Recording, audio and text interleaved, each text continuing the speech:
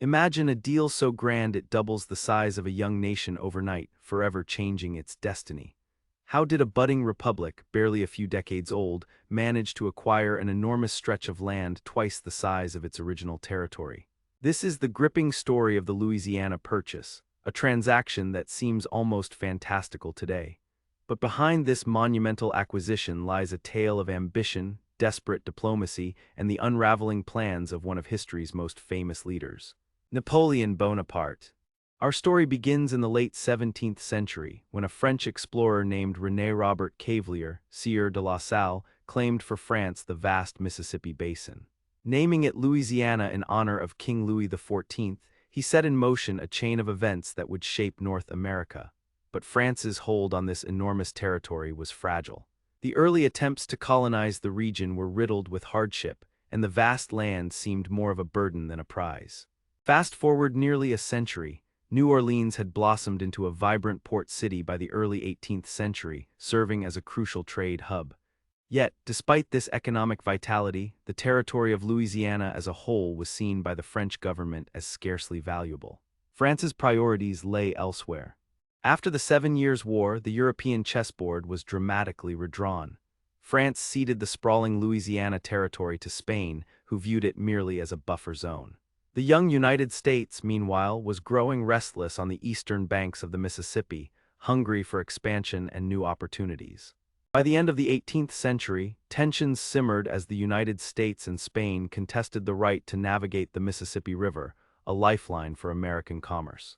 This dispute culminated in the Treaty of San Lorenzo in the year 1795, granting Americans vital access to New Orleans warehouses and navigational rights. However, Spain's grip on Louisiana was weak, and the winds of change were soon to blow again. In a secretive agreement in the year 1800, the Louisiana Territory would be handed back to France, a France under the rising star Napoleon Bonaparte, fresh from his ascent to power. Napoleon had grand visions of re-establishing a French empire in the New World, envisioning Louisiana as the breadbasket to supply France's lucrative Caribbean colonies. Yet a hidden twist awaited the ambitious leader. At the same time as requiring Louisiana, France's hold on the Caribbean was crumbling. In Saint-Domingue, a brutal slave uprising had shattered French control. The revolt not only dashed Napoleon's dreams of a colonial empire but left him staring at a vast, vulnerable territory isolated from its vital link, the Caribbean plantation economy. News of the secret transfer spread quickly in the United States. When Spain abruptly revoked American access to New Orleans warehouses, panic and outrage swept through the young republic. President Thomas Jefferson felt the pressure acutely. His fears of a powerful French presence so close on the western frontier stirred anxieties about the nation's security and future.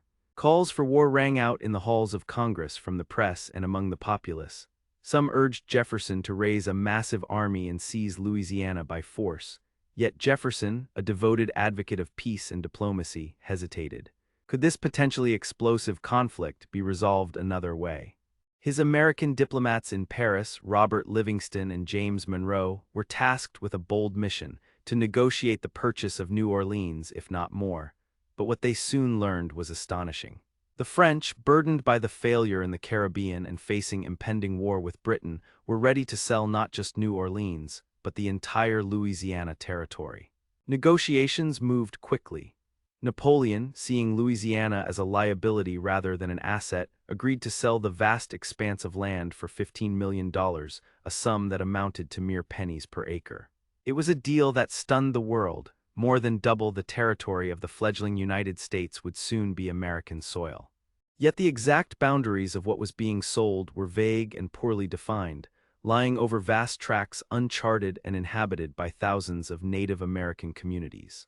Despite these uncertainties, Livingston famously declared the purchase to be the noblest work of our whole lives, recognizing the profound impact this would have on the nation's future. Back in Washington, the deal sparked fierce debate. Many questioned the constitutionality of such a vast acquisition, fearing it overstepped federal powers. But the overwhelming excitement for expansion won the day, and the Senate ratified the treaty. Finally, in December of 1803, the flags were changed in New Orleans, symbolizing a new chapter in American history. the Louisiana Purchase transformed the United States from a modest country along the Atlantic into a continental power stretching to the Rocky Mountains. This acquisition set the stage for an era of exploration and ambition.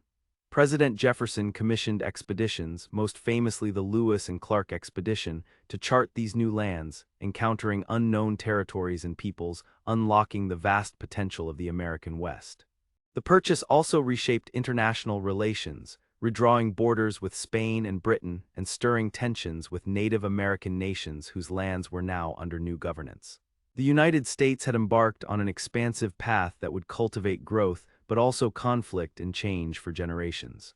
Looking back, the Louisiana Purchase stands as a monumental testament to diplomacy, vision, and the tides of history. It revealed the power of negotiation over conflict, the intersection of grand ambitions and unforeseen realities, and planted the seeds for a nation that would grow to span a continent. Why does this matter today? The Louisiana Purchase reminds us how decisions made through dialogue and compromise can alter the course of history. It reflects the complexity of expansion, sovereignty, and the balancing of diverse interests, lessons that echo in modern geopolitics. Enjoyed the video? Give it a thumbs up and don't forget to subscribe to the channel for more. See you in the next one.